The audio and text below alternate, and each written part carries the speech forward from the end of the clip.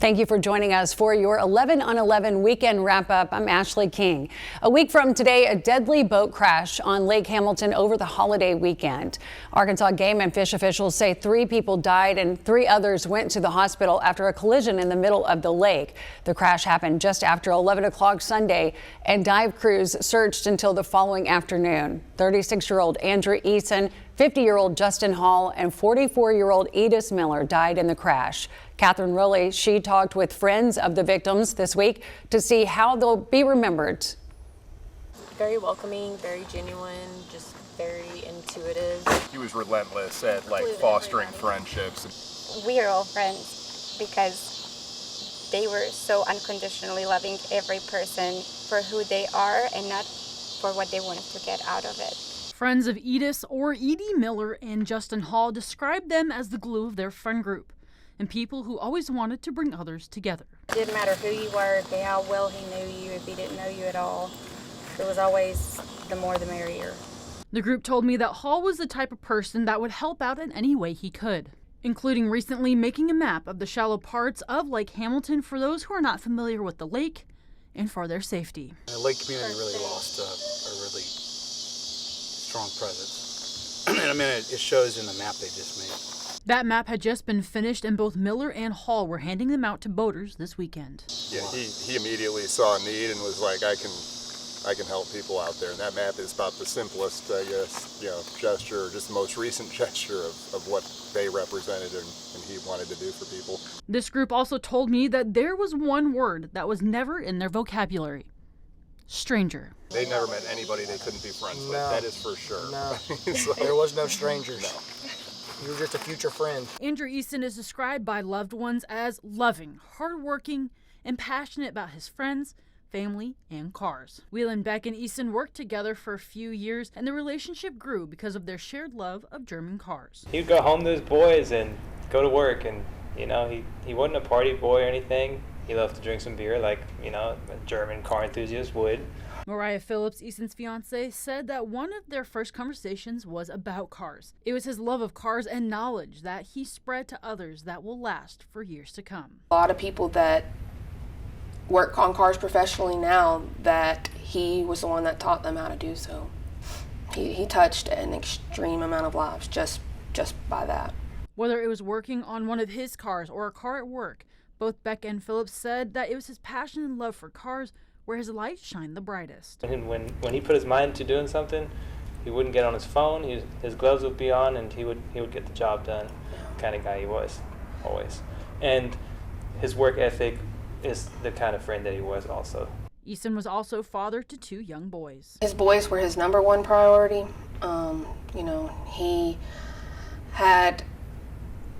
He loved those boys. Those boys obviously loved him. He was a great dad.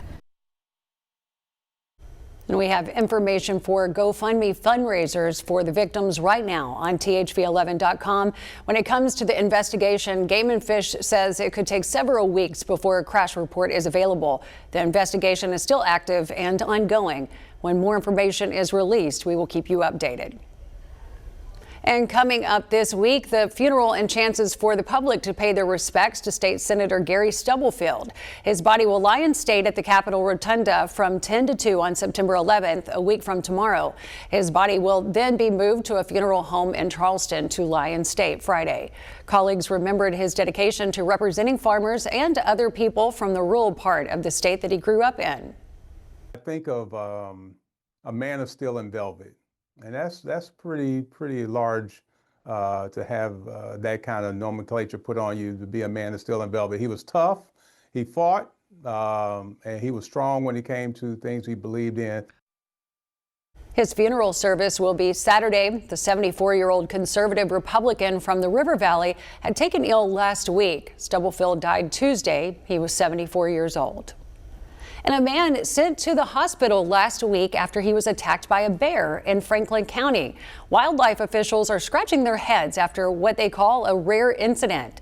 THV 11's Maya Ellison shows something like this hasn't happened in more than 2 decades. across the board, our staff was surprised to hear and learn about this bear attack. Trey Reed, spokesperson for Arkansas Game and Fish Commission, says he could not believe the news he received on Wednesday. And a 17-year-old gentleman was working on a tractor, I believe doing some like trail maintenance, moving some gravel around. We don't know exactly what happened, we just don't know yet. Authorities say it happened near Highway 23, Mulberry Mountain Lodge. They tell us the man's son went to check on him and found a bear attacking his father. According to Reed, AGFC game wardens located the bear not far from the scene and killed it. The animal's body is now being looked at by the agency. There's some testing being done now at both the Department of Agriculture and the crime lab that hopefully will give us some answers as to what triggered this exceedingly rare and unusual attack by a black bear on a human. Reed says the man was airlifted to Washington Regional Medical Center in Northwest Arkansas, but has since been transferred to UAMS for further treatment. It's just unheard of. There are some instances around the country, but we haven't had a bear attack in Arkansas in at least 25 years. We know that. Arkansas black bear population is monitored and studied by multiple state agencies like the AGFC. A recent one even found the population is growing by 4%. But Reed says that doesn't explain why the bear attacked the man. One of the examples of what can cause a bear-human conflict is that habituation by result of feeding. Could it be a disease? The National Park Service says in the case of a black bear attack, the rule of thumb is to be bear aware. They say do not play dead, but instead use anything you can find to fight back or try to escape to save your life. You make yourself look big, back away slowly, don't run. You don't want to trigger a predatory instinct.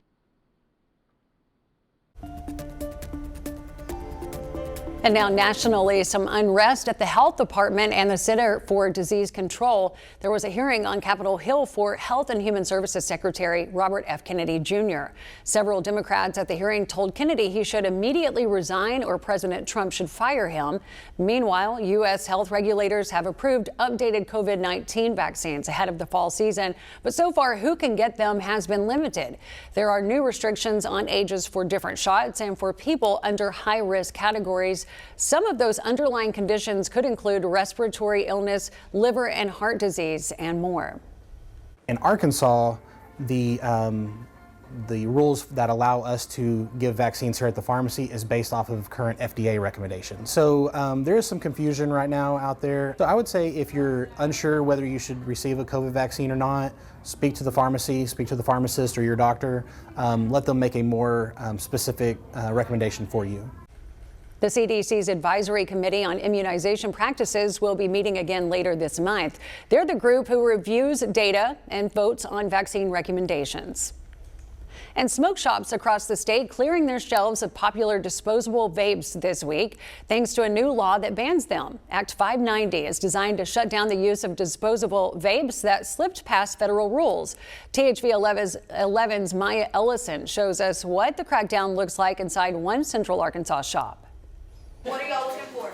Vape shops in Arkansas are actively making the switch. After Act 590 went into effect on Monday, businesses like Serenity Vapes have since cleared their shelves.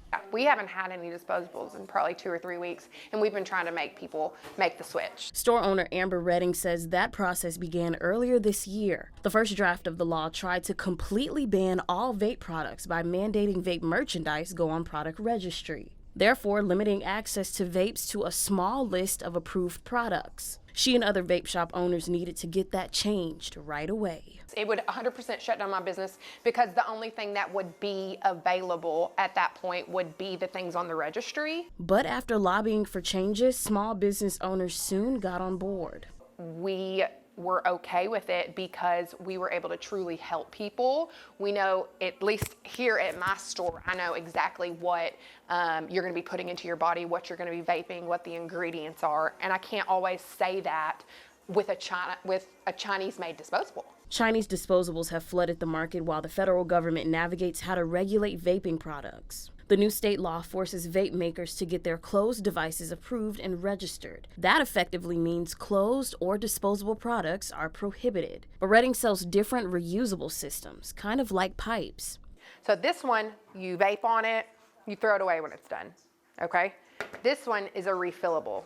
You see that open system device? That's why we're still able to carry this, is because we refill this. The manufacturers you see on your screen have since been approved by the Arkansas Tobacco Control as of August 28th. For Redding, she says she's heard the arguments from customers, but explains that this law still allows for a safer alternative to cigarettes that she hopes one day gets people to quit tobacco and off nicotine. So we have a 50 milligram juice, and then we're also going to have a 35 milligram juice. And some of them we have as low as 24 or 18 milligrams. So you don't have to stick with that same amount of nicotine when you switch to a pod system. For THV 11 News, I'm Maya Ellison.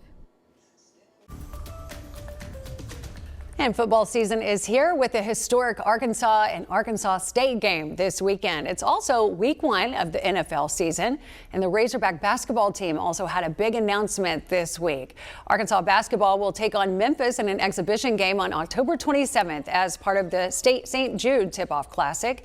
It's the return of John Calipari to one of his former coaching stops, but the head hog knows that's not what the game should be all about.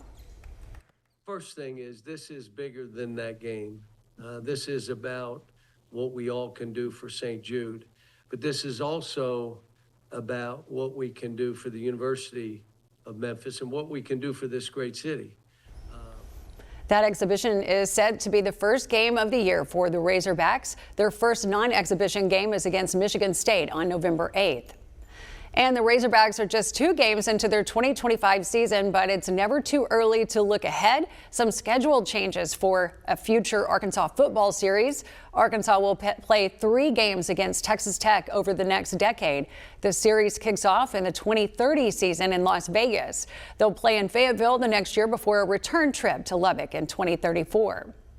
Meanwhile, we had the first ever matchup between Arkansas and Arkansas State on the gridiron yesterday. That game here in Little Rock at War Memorial Field, but as Carter Thweet shows, it could also be the last time the Razorbacks ever play at War Memorial Stadium.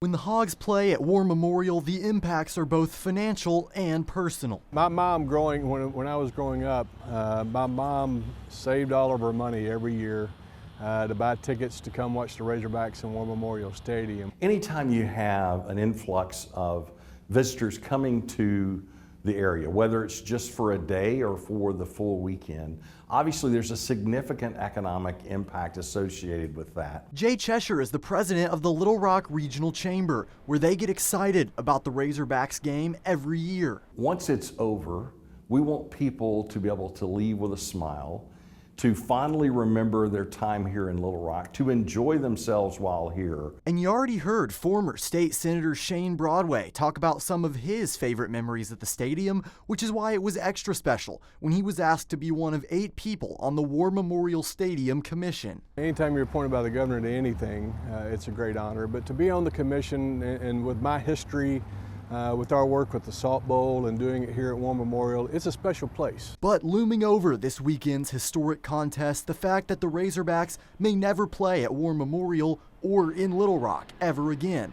The team's contract to play here expires this year. And my hope is that leadership and everyone involved will continue to have discussions and figure out what is the future for the stadium and find a way to keep using it. Broadway's term on the commission ended in 2024, but he says before he left, there were those conversations looking towards the future, knowing that the contract was near its end. It's a future that could involve some new ideas. You still have the high school finals that are here. There's still soccer here.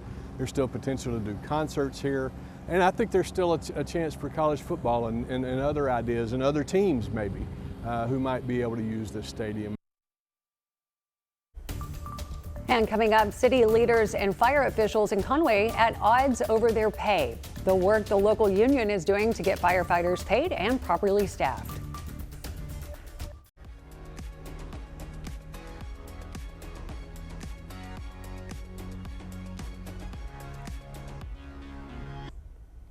And tensions over staffing at the fire department in Conway boiled over after a deadly fire there last week. There have been ongoing debates between the city and the firefighters union, and they spilled onto social media. THV 11's Maya Ellison has the latest after hearing from frustrated union reps and the department's chief. Yeah, the fire started here at a home on First Avenue in Conway, and I got my hands on the incident report. According to Conway Fire Department, crews arrived 3 minutes after the call came in. But as the union tells me, getting enough firemen on the scene may have been a contributing factor to the fire fatality. A life was lost on Saturday, and our condolences to the family. That's the biggest fear. That's what we don't want to happen. That's Ryan Wolf, an engineer with the Conway Fire Department and member of the Conway Firefighters Union. Wolf was off duty during Saturday's deadly incident, but says crews were put in a difficult position. We are dealing with less staffing than we should be dealing with, and that can cause delays. According to the National Fire Protection Association, the standard is a minimum of 4 firefighters assigned to each engine. Wolf says staffing challenges have made it hard to meet that requirement. We're operating 10 apparatus with 5 of those apparatus being 2 people. The other 5 have 3. The union highlighted those concerns in a Facebook post Tuesday, claiming the first 3 arriving units each had only 2 firefighters, and that with more staffing, it might have helped to save a life. We cannot say for sure that having 4 people on an apparatus versus 2 would have made that rescue successful. But what we can say is it would improve the chances. We asked Conway Fire Chief Mike Winter to weigh in on the social media claim. I don't agree with the post at all. I don't think that's a platform to use in that situation for your cause. It does not reflect on the Conway Fire Department. Chief Winter also said the city is aware of the union's concerns and stressed that fire department protocols were followed. We send 3 engine companies, 2 ladder companies, a rescue, and on-duty battalions. I think the total number of firefighters that responded to that structure fire was 15. But Wolf maintains that staffing remains a crucial issue and that their goal is to save every life possible. We want to save everyone, and we lost one. We don't want this to be a trend. Like we want it to. We want to be properly staffed, and we want to not have to worry about a loss of time due to understaffing. And again, I want to reiterate that Wolf says the union does not want to take away from the fact that a family lost a loved one. And I got a chance to ask Chief Winter about next steps. He says that the city, who does not recognize the union, is actively working on a budget for the upcoming year, and that staffing is listed as an item. In Conway, Maya Ellison, THV 11 News. And coming up, new tech helping Arkansas foster kids find homes faster. How one local agency is using software to make the application process easier for parents and social workers. Might be a little butter in it. That's the love. Just a little bit? A lot of love, little love, lot of love right there. Oh my gosh. This week on Eat It Up, we are back in Cabot with the man, the myth, the legend, Chef Wayne right here. Chef, we got ribs for us today. Now, what did you say, the best cinnamon rolls ever? Oh yeah, baby, best buns in the business. Best buns in the business. This is Arkansas Catering by Chef Wayne. So what do you say? Let's eat it up.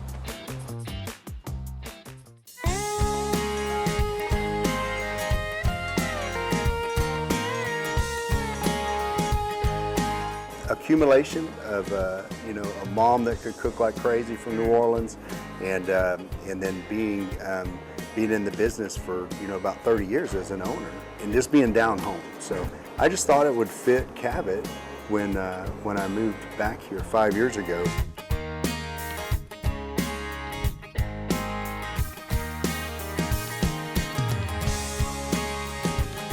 Accumulation of all the different places that I've lived and the people who have touched my life. So, oh, that's amazing. The main thing, I always look at like food, it speaks to everybody. It speaks in every language. So the beautiful thing about it, it's all about love, man. All about love. It's all about love. So I'm loving what I'm seeing, I'll tell you that. That's what I'm talking about. Hey. Homemade cheddar biscuits and Thank gravy. you, sir. We use real butter, not grease. And then it's real sausage gravies. I don't think I've ever had a cheddar biscuit and gravy before. Man, I tell you what, you're living now, baby. You're living now. The one on the left right here, that is called a beef bierock. Back in the day, when the farmers would go out there, the wives would take their homemade bread and they would put leftovers in the bread. Oh, okay. And they sustained, they're airtight, so they would put them on the tractor all day and then warm it up and they could eat these. That's a good one. Oh, dude, you better face yourself. But I'm telling you what, we make these ribs every Thursday. We have rib day. Now these are baby back ribs. They're not the, these are the good ones. Low and slow, baby, low and slow. It's tender. Oh my God, it's tender. That's what I'm talking about. All the awards, my mama's recipe right here. That bread pudding, you gotta taste that now. Right there. I feel like we just took a 6-hour drive to New Orleans. I had no idea. I had no idea Right New here Orleans in was right in my Cabot. backyard. Right here, baby.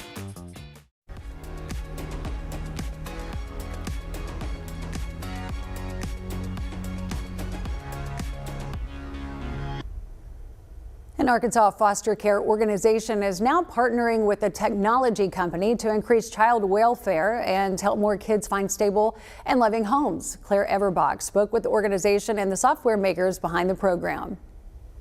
Felicia Kakira, co-founder and CEO of Binti, first saw the challenges of foster care when her sister adopted 2 children and while volunteering as a CASA. Those experiences led her to create software that makes the application to become a foster parent easier. What we try to do is make it really user-friendly for the family. So instead of applying on paper, they can apply online on their computer or even on their mobile phone, and they can just fill out the application online. Kakira says the software also saves time for social workers. Social workers spend 50% of their time on paperwork, and they want to spend that time with children and families. And so if software can really streamline the process for them, they can spend less time on paperwork and more time on social work. Kakira says the nationwide shortage of foster parents has negative consequences. What happens if we don't have enough foster and adoptive families is that children live in group homes, which are, facilities, and there's a lot of research that shows it's not as good for their outcomes, which makes sense.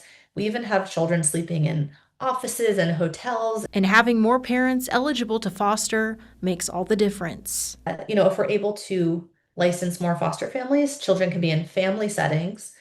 And the more families that we have, the more options a social worker has when they're choosing. The Answer Foster Care, a sister agency with The Call, is the first Arkansas organization to partner with Binti.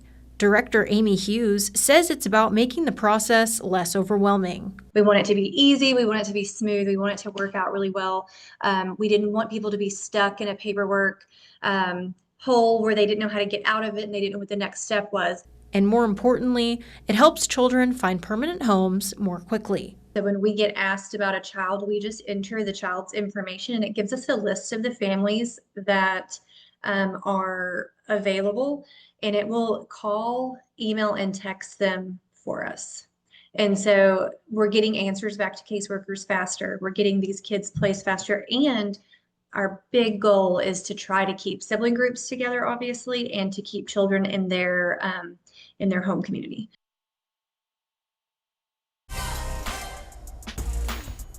And a little bit of fun before we finish up here with your 11 on 11 weekend wrap up. Puzzles are a great way to get the brain working. We've even got a table set up in our newsroom for us to do them here at THV 11. A woman in California, however, is testing her problem solving skills against the clock. Suji Nam introduces us to the speed puzzler. I usually do 3 puzzles every evening after work. 3 500-piece puzzles. It may look simple putting a puzzle together. The secret is just to do a lot of puzzles. But try doing it timed.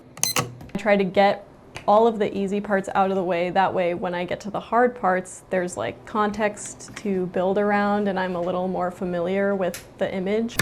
Hannah Doyle is a professional speed puzzler. Her passion sparked about a year ago. I had seen some coverage of speed puzzling competitions on YouTube. Inspired, she picked up a 500-piece puzzle and timed herself. My best time ever on a 500-piece is a little over 30 minutes. That is when she pieced together her new hobby.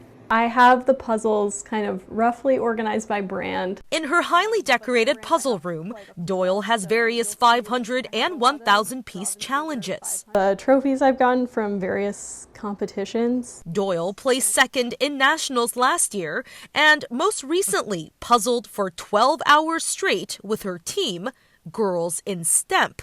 The P stands for, you guessed it, puzzles. But this isn't her full-time gig. Doyle is a PhD student at UC Berkeley. We're looking into ways that we can stimulate people's retinas with highly specialized laser systems.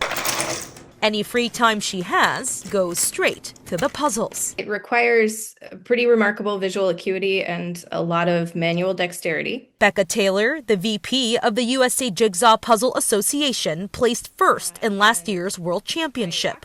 She, along with her teammate, represented the Bay Area. The Bay Area had the highest representation of trophies geographically within the US. So we had trophies coming home in all 3 divisions, which was pretty great. I was very proud. The speed puzzling community in this area is bursting at the seams. And she is supporting Doyle and other Bay Area puzzlers headed to the world's competition in Spain. It's always possible to find something that you're passionate about, as long as you just keep trying new things and keep experimenting. And she hopes she can be an inspiration to others who are searching for that piece of excitement in their lives. Well, that does it for us this morning. Thank you for being with us for your 11 on 11 weekend wrap up. We'll be back with your latest news and headlines at 5:30 only on THV 11 Plus because of the CBS NFL doubleheader. We'll see you next week.